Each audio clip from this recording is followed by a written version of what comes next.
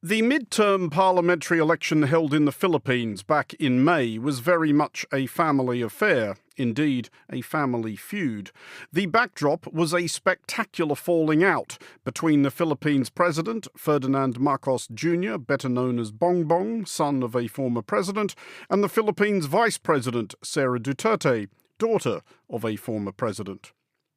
Both are blossoms of colossal political family trees, every branch of which there is not room in this monologue or indeed this episode or indeed this afternoon to list in detail.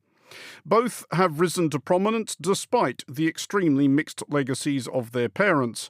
Bongbong Marcos's father, President Ferdinand Marcos Sr., was an atrocious crook who looted his country for decades. Sara Duterte's father, President Rodrigo Duterte, is presently awaiting trial in The Hague, though this did not stop the citizens of the Duterte's hometown of Davao City re-electing him mayor. And both have done all this despite the fact that the Philippines constitution, the country having learned the hard way that political dynasties tend to entrench nepotism by definition and corruption by ramification, specifically prohibits them.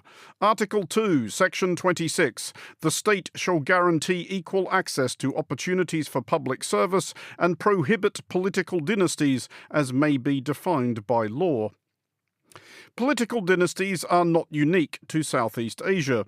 Two presidents of the United States have been sons of fathers who were presidents, right down to having more or less the same name, John Quincy Adams, George W. Bush. The number of American voters who would willingly vote for a third such scion in the notably animated form of Donald Trump Jr. can be safely assessed in the tens of millions.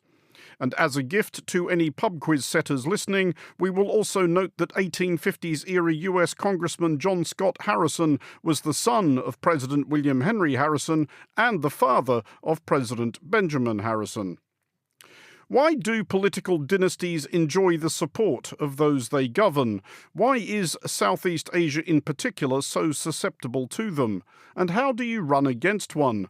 This is the Foreign Desk. The kind of argument those families would make, they would always say that they would offer political stability in very volatile system. There was this very robust and compelling, and I would say almost invincible tactical alliance between the Marcoses and the Dutertes, the outgoing new populist political dynasties. This is a competitive autocracy. The politicians or the candidates cannibalize one another. You're listening to The Foreign Desk with me, Andrew Muller. Our first guest is Sophie Lemierre, political anthropologist specialising in Southeast Asia at Collège de France in Paris. Sophie, let's start by establishing some sort of benchmark. Political dynasties are, of course, not only found in Southeast Asia, but is Southeast Asia more prone to them than most other regions? As you said, South Asia is quite prone to political dynasties, but not unique. Latin America, South Asia, parts of Africa also have entrenched dynasties. However, Southeast Asia has a mix of weak political institutions, patronage networks, family-centered societies that make dynasty particularly resilient. So you can see like the Marcos family in the Philippines, or the Tasking Shinawatra family in Thailand, or Hun Sen and his son in Cambodia. I mean, is there an argument in favour of it? Because people, I think, have a tendency to think about political dynasties as nepotistic, possibly corrupt. But has it actually benefited any of these countries to any appreciable extent? Well, the argument is very subjective. So what those family, the kind of argument those family would make when running for their position, because most of the time they actually do run for elections, and then the question whether elections are transparent or not depend upon the context. But they would always say that they would offer political stability in very volatile system. We've seen that in Thailand, where there's been a succession of coups. They would argue that they have governing experience and that, of course, they represent continuity and long-term planning. It always comes with very long-term plan, economic, development usually. And in the Philippines, for example, Sara Duterte would always say that she's in continuity of her father. But however, this also means that it's coming with entrenched corruption, very heavy baggage, and blocking new leaders, emerging youth as well, who could rule the country maybe with different agenda. And yet, it does persist despite all the obvious flaws. People do keep electing them, if, as you suggest, sometimes in elections of debatable transparency. But is there perhaps, and I realise that some of these countries actually are monarchies on top of that, but is there some sort of sublimated desire for a monarchy going on, do you think? Well, there is obviously some feudal residues. Dynasties often tap into that familiar loyalty patterns from those monarchical past. However, it's not just monarchy nostalgia. The Philippines has no monarchy and yet many dynasties. Thailand has both monarchy and political dynasties, but dynasties also thrive in republics. So it's less about monarchy, but more about name recognition, patronage system, and dynasty offer this familiar brand that is often feels, very safe in volatile contexts, but it can be also volatile democracies. I mean, is that what appeals to voters outside the immediate networks of sort of power and patronage, that it becomes a bit like supporting a football team? This is just who you have decided is your side, and the other side is the other side. Well, I think that, in the era we are in, the question of supporting has been really modeled over, by and influenced by social media, and the very, very heavy use of social medias by those families and any political candidate, actually. But it's never been so easy today to rewrite political legacies. And so for those families, they have a highway to retell the story. And we've seen that in the Philippines.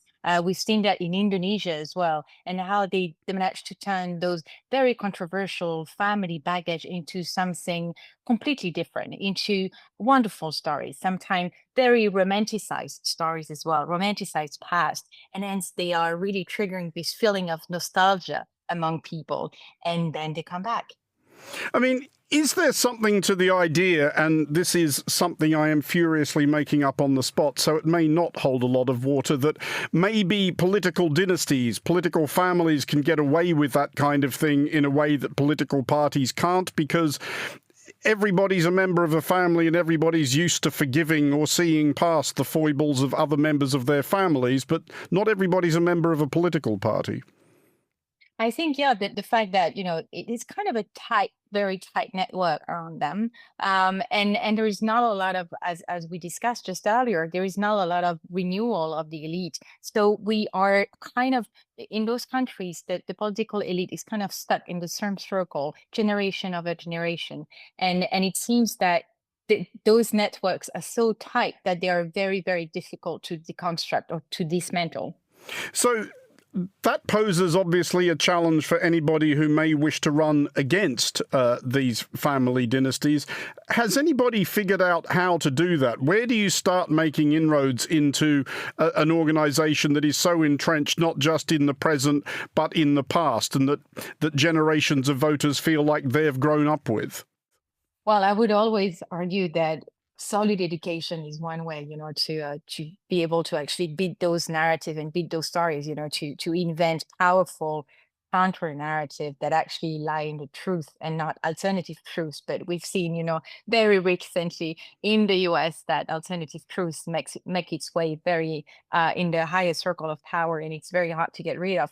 Beating dynasty often requires coalition building, populist alternative, which is not always the best as well, because we're still entrenched in populism, or generational shift. And it's what I was explaining earlier, that it's very hard to see the rise of a new generation of politicians, because they are being blocked by those clientele patronage networks that we mentioned before. So dynasties sometimes skip a generation, but they return later. There is kind of an alternative. We've seen that in Southeast Asia. The Aquinos in the Philippines came back after skipping a few years. In Thailand as well, the Shinawatra keeps blossoming again, coup after coup, and they keep resurfacing via proxies or family members, even if even after they've been ousted. And we're going to see what's happening with the current prime minister in Thailand soon. But Joko Widodo in Indonesia did beat the elite back candidates despite dynasty pressure. But then we've seen that, there's always this kind of pendulum. They're going and then they're coming back. And so that wave, that tide is extremely hard to control. Well, just finally then, we talked a bit at the start of this conversation about whether political dynasties had done any countries in Southeast Asia any good. Is there one particular Southeast Asian country in thrall to one or more political dynasties that we should think of as a warning against allowing a political dynasty to become too entrenched? Well, I think most of them are example that would actually help us rethink, the good in political dynasties. I would say, if we're looking at Southeast Asia, I would not be able to name a good example. If we're talking about maybe Western powers, I would say that having Justin Trudeau after his father was not so dramatic compared to, having the Duterte one after the others, or the Shinawatra one after the others in Thailand. But I don't think that we can make any good argument for political dynasties. I don't think that, it's leaving a very good mark on any country. And I think that it comes with such a heavy baggage of political intricacies and of overlapping between the political sphere and the business sphere that we shall remain very far and as far as possible from political dynasty in any regime, whether it's a liberal or illiberal regime. Sophie Lemire, political anthropologist, thank you for joining us. This is The Foreign Desk.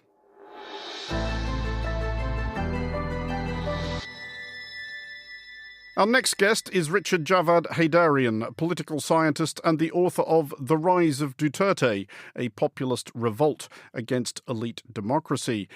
Richard, let's start our task of deconstructing the Filipino family feud by looking first at the Marcoses, because I think a lot of people might be a bit confused about why and how the Marcos brand is still politically viable. Why do the memories of Ferdinand and Imelda Marcos and their behaviour while in power not kill it completely stone dead? Well, I think all around the world, the phenomenon of authoritarian nostalgia should be something quite familiar. Especially in Asia. If you go to neighboring Indonesia, you have the son-in-law of the former Indonesian dictator, who's now currently the president of Indonesia, someone who himself was a very controversial figure for a long time, involved a lot of human rights abuses. You go to neighboring Thailand, of course, the Thaksins, under the latest member of the family was suspended from office, but the Thaksins have been around for quite some time. So, we can talk about these political dynasties all across the Asian region and beyond, whereby, for some reason, despite all of their incompetencies and all, they have this kind of a grip on public imagination that allows them to work their way back into power whenever there is some sort of dissatisfaction with their liberal or progressive counterparts. Even in Europe, right, with Berlusconi, how many times Berlusconi was able to work his way back into power despite all of the incompetencies of his administration in the early 2000s. So in many ways, I don't think the Philippines is exceptional in that case. But having said that, why do we have a Marcos Jr. as our president? It's because there was this very robust and compelling, and I would say almost invincible tactical alliance between the Marcoses and the Dutertes, the outgoing new populist political dynasties. And when the two teamed up in 2022 with the daughter of the former president, Sara Duterte, as the vice president, and Ferdinand Marcos Jr., the namesake son of the former Philippine dictator, as a presidential candidate, that really proved as a kind of an unbeatable alliance. And just to put this into much more tactical and granular picture, in the Philippines, of course, we have this also in Italy, for instance, like regional parties or parties which have regional base. So the Marcoses are generally very strong in the northernmost provinces of the Philippines. They're called the Solid North. These are the regions that tremendously benefited from infrastructure projects, social welfare spending, and all sorts of different positive discrimination during the 21 years of the Marcos dictatorship. And then you also have the emergence of the so-called Solid South. So this is the Mindanao region and the more broader Bisaya-speaking region. These are folks who felt very much represented by former President Rodrigo Duterte, who's the first Filipino president from Mindanao. So when he was in power, he also very much focused on closing the development gap between the South south of the country and the so-called Imperial Manila. So when those two houses and those two solid bases and constituencies combined, it really proved almost unbeatable until they too found each other at each other's throats. Well, we will come back to the falling out and the reasons for it, but I just want to follow up a bit more on that nostalgia you mentioned for the Marcos era, because to remind our listeners, Ferdinand Marcos, the first one, was an appalling thug and a monumental crook who was finally overthrown by an outraged populace.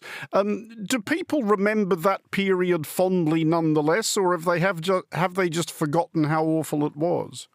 Well, first of all, there's a reason why I use the term nostalgia, because nostalgia means you may have a memory of that moment, but you have a distorted memory of that. You have a romanticized memory of that, So interestingly, when Ferdinand Marcos Jr. first ran for the vice presidency in 2016, before he ran for the presidency in 2022, the cohort, the demographics that voted the most for him are the very demographics that should have known better. I'm talking people who are Generation X and Boomer, who had a direct experience of the horrors of the dictatorship, its economic failures, its human rights violations, and the immense malefic decadence, right? And yet, because they were disappointed with the successor administrations, with the corruptions and incompetencies of the liberal administration, including the two Aquino administrations, the bete noir of the Marcoses, who were supposedly the democratic icons, suddenly they began to have a much more positive view of them. Interestingly, in 2016, one of the reasons why Marcos Jr. was unsuccessful in his attempt to be a vice president was because my generation, the millennial generation, a lot of us never born during the Marcos dictatorship, we knew from facts, we knew from evidence of history that it was not a golden era. But having said that, by 2022, I think the Marcoses and Dutertes were very successful in terms of this campaign of disinformation. Again, this is something that is well known around the world. I mean, the two were very good in really dominating the social media space with all sorts of really splashy and really distortionist and reconstructionist and at best revisionist understanding and portrayal of the supposedly golden era of Marcos dictatorship. And unfortunately, that did very well. In fact, in 2022, my suspicion is that the Gen Z voters very much lean towards Marcos Jr. So while he failed in 2016 to win over the millennials and to win the vice presidency, by 2022, the Duterte administration did enough damage to the information space. The combined disinformation of the Dutertes and Marcoses was just so overwhelming that suddenly Marcos Jr. looks like the cool uncle. I mean, he had these TikTok videos where he looked like a BTS star, with a bomber jacket and a white T-shirt and, saying cool things. But he kind of presented himself as this kind of a cool, avuncular figure that was increasingly relatable to a growing number of Filipinos. And so people began to forget that this was the son of the former Filipino dictator. He was the heir apparent of a very brutal, incompetent dictatorship. And his campaign had a very successful TikTok social media campaign, and that whitewashing rehabilitation project was very much finished or completed. Richard, just finally, is anybody making any inroads into this duopoly? Is there any hint that there might be a force emerging in Filipino politics which isn't the Marcoses or the Dutertes or even the Aquinos? Yes, as I've argued in my latest piece for the Journal of Democracy, we could potentially have a third force emerging because in the 2025 elections, the progressive liberal candidates, including another Aquino, did very well in the Senate race.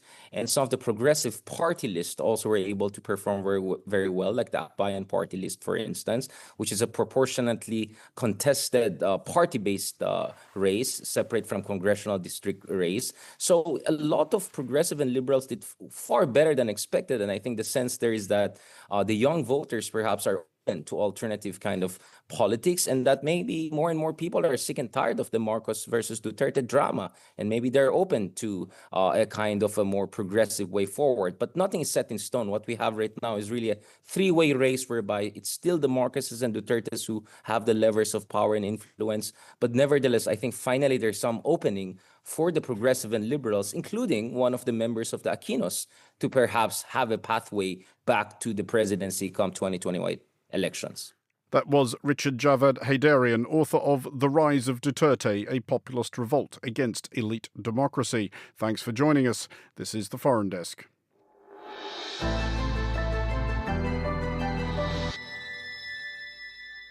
As we have been learning, running against entrenched dynasties is not easy.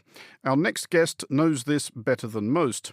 In 2023, Peter Limjaroenrat came within a whisker of becoming Thailand's Prime Minister after his Move Forward party won the most seats in that year's general election, shocking Bangkok's heavily dynastic political elite, not least the Shinawatra family, which has furnished 4 Thai Prime Ministers and 1 Chief of the Royal Thai Armed Forces.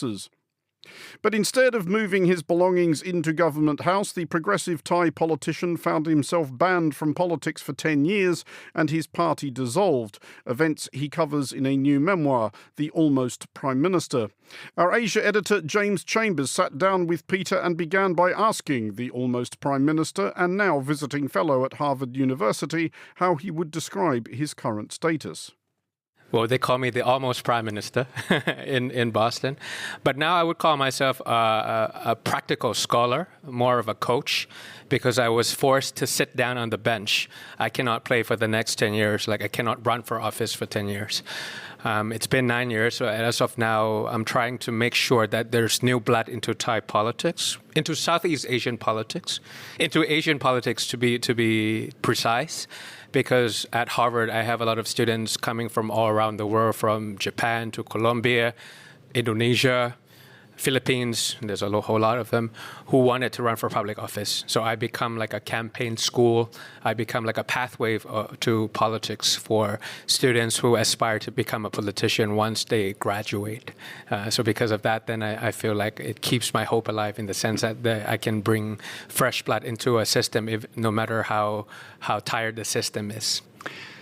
Listening to you speak about your 10-year ban and having 9 years left, and mentioning things like hope and 54 being the new 44, and having read what you've said in the press, I get the impression that you're not done yet and you would still like to be the Prime Minister of Thailand at some point. Is that true?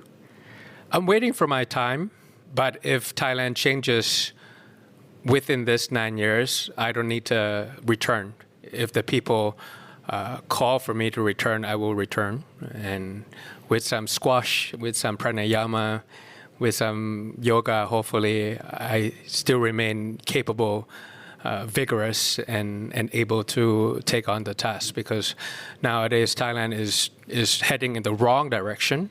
We are the second largest in Southeast Asia, but the second slowest.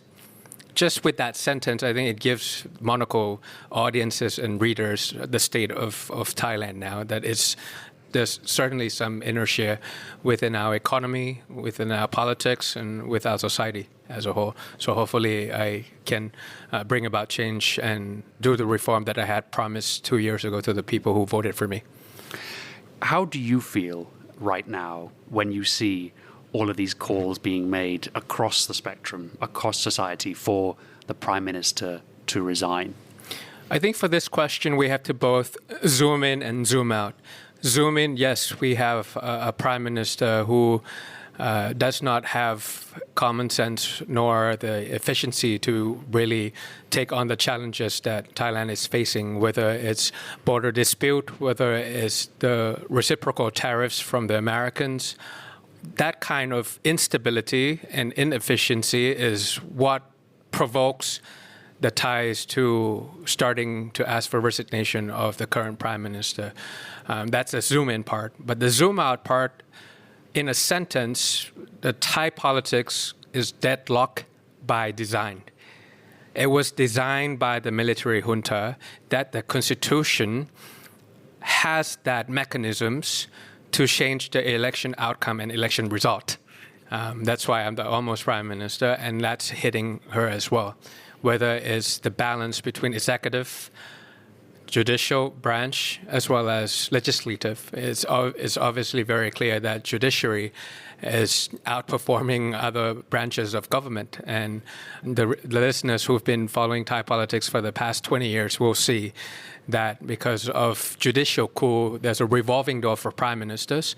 And for historians before that, it would be 13 military coups. So this is a competitive autocracy. The politicians or the candidates cannibalize one another.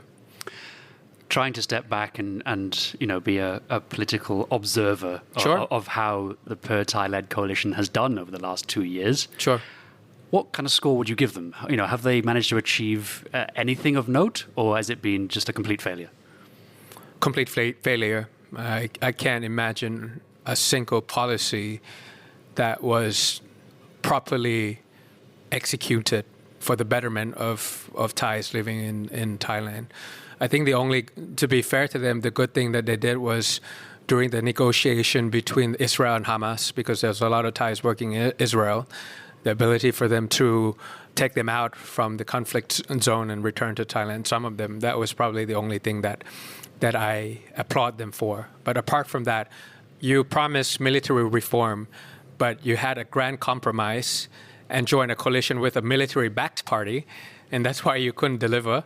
You promised to change the constitution that was deadlocked by design, but you had a grand compromise and made a coalition with the people who drafted it.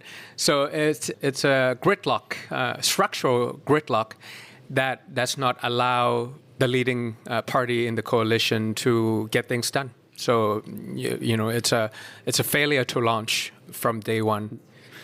And how do you view the prospects for the Per Thai party? I mean, it's the vehicle for the Shinawatra family. They have basically overshadowed Thai politics for perhaps most of your adult life.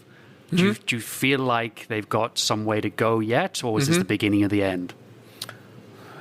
For the record, I have voted for them throughout my life before we found our own party. So it's not like, it's not a cheerful thing to say that I feel like the party is too personalized rather than institutionalized. So if the last candidate from the Shinawatra family, which is the current one, before that they had three, right? They had Thaksin himself, they had the brother-in-law, they had the sister, Yingluck Shinawatra, and now the daughter.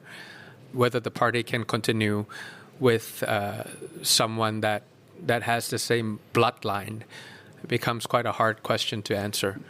And if the current leader is gone, the party will be able to hold together, or will they be fragmented and separated into different places? It could be that the northern MPs would come to us, the Isan MPs would go to Phum Chai Thai, the central part would come to us, for example. So it might break. Per Thai might not hold together as one party anymore. It might break into three sub-parties. That's also a possibility, which is heartbreaking for someone who used to vote for them. I personally moved to Thailand in 2023 when the election was taking place. You guys 2 years ago swept the nation, surprised a lot of people by winning the most seats.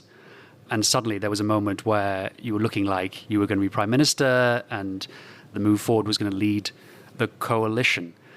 At the same time, I was having conversations with Thai people, Bangkokians, who've lived here all their lives and hadn't just arrived. Right. And they seem to already know that was never going to happen. They seem to know in their hearts that you were never going to become prime minister. Mm-hmm. Did you genuinely think you had a shot? I'm a finance guy, so I had my scenario analysis. I assigned it to be probability about 15%, 1/5, that I would not become the prime minister and I would get banned. 1/5 that you wouldn't make it. Yes, and I was on record. There was a debate that I appeared, one of the last few ones, and they asked this question: what if you win the election and you don't become the prime minister? So I answered that.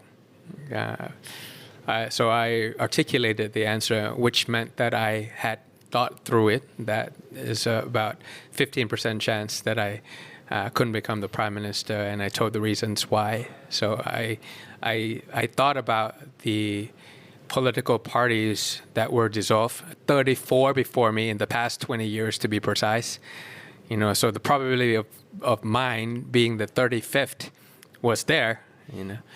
There was about 389 politicians that were banned before me in the past 20 years. So for me to be the 390th was there also. So we had plan of this scenario that had happened, and we tried every single resources to make sure that it doesn't happen, but it happened. So it's not like I was naive and felt like, in Thailand, if you win the majority of the votes, then you get a chance to govern like any other developed countries. That's not true. And did you learn anything about Thai politics that you didn't know from going through this experience? No, not really. It's something that I anticipated. Like I said, in the past 20 years, the autocrats had changed from military coup to judicial coup. We've been competitive autocracies, autocrats that allow elections once in a while, but the election outcome and the election result, they have the mechanisms to maneuver because the way they designed the constitution. I just learned that it's becoming more fast-paced, that's all.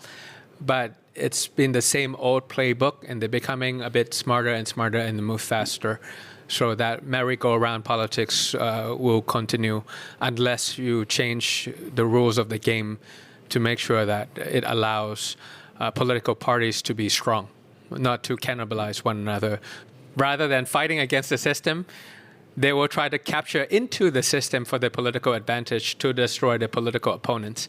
And if that continues, we will never be able to stop this merry-go-round.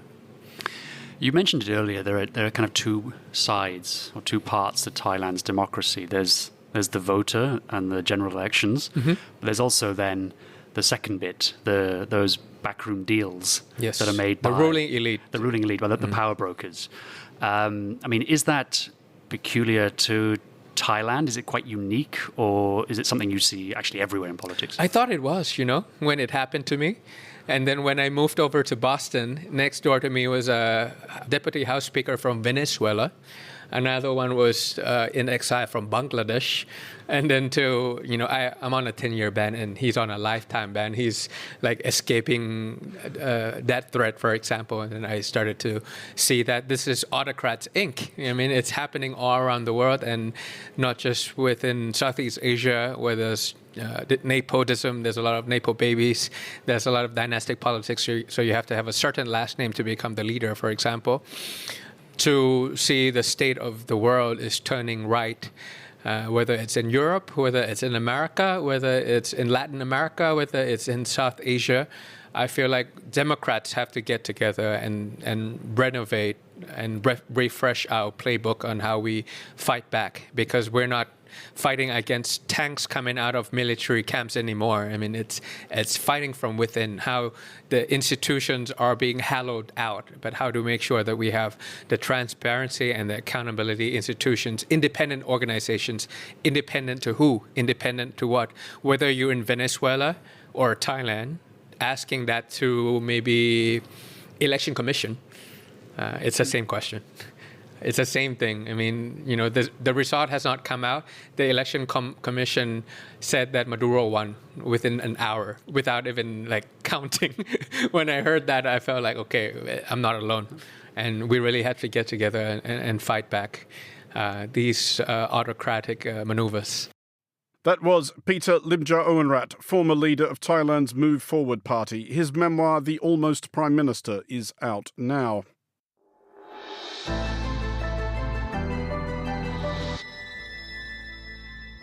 That's all for this edition of The Foreign Desk. We'll be back next week, and look out for The Foreign Desk Explainer, available every Wednesday.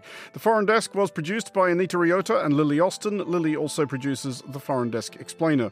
To contact the Foreign Desk team, you can email Anita at aer@monocle.com. And don't forget to subscribe to Monocle magazine and our free daily email bulletins by heading to our website at monocle.com. From me, Andrew Muller, thank you very much for listening. Until next time, goodbye.